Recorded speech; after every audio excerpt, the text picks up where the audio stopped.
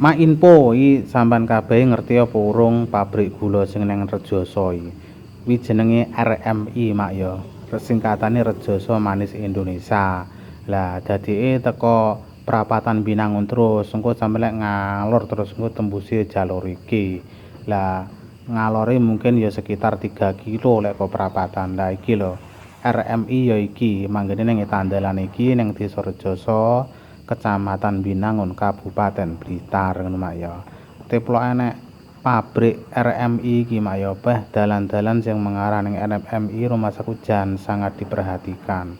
Lah contone iki, lek dalan iki Jan Cor A1 iki sing Rejoso iki.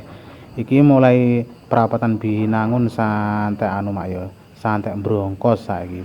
Brongkos wis mulai dikerjakan pengecoran ngene iki lho. Jan ses tenan pokoke. Ya wis matur suwun sampean kabeh ndelok videoku sampe entek. Aja lali dipitet jempole, di-subscribe sing urung subscribe, sing urung follow ya di-follow. Lek anu ya dibuka keranjang bione. Lek demen karo videone ngekeki hadiah ya oleh ngono lho Mak, nang inbox kae. Ya wis ngono Mak ya. Crit